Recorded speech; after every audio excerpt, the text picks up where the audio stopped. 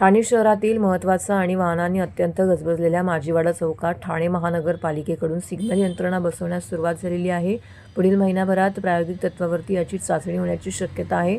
माजीवाडा चौकातील मानवी पद्धतीने वाहतूक व्यवस्थापन करणे कठीण ठरते. त्यामध्ये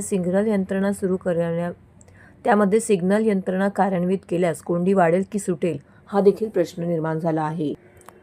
ठाणे शहरातील वाहतुकीसाठी माजीवाडा चौक अत्यंत महत्त्वाचा आहे. मुंबई नाशिक महामार्ग, घोडबंदर रोड, माजीवाडा गाव, गोकुळनगर परिसर, कोलशेत, कापळवाडी, बाळकुंभ, पोखरण रोड, वसंत विहार या भागातील हजारो वाहने या चौकातून वाहतूक करतात. या चौकामध्ये 6 रस्ते एकमेकांना जोडले आहेत. अरुंद रस्ते, नियोजनाचा अभाव, वाहन चालकांची बेशिस्ती यामुळे रात्री आणि सकाळच्या वेळेत वाहतूक कोंडीची गंभीर समस्या निर्माण होते.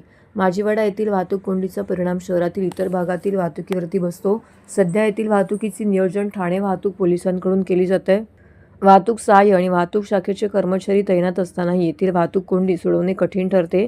रात्री कोंडी झाल्यास कॅशर मिल माजीवाडा ते कापूरवाडी हे 10 मिनिटाचं अंतर पार करण्यासाठी वाहन चालकांना सुमारे अर्धा ते पाऊण तास लागतो. त्यामुळे वाहन चालकांना मानसिक त्रासाला देखील सामोरे जावे लागते.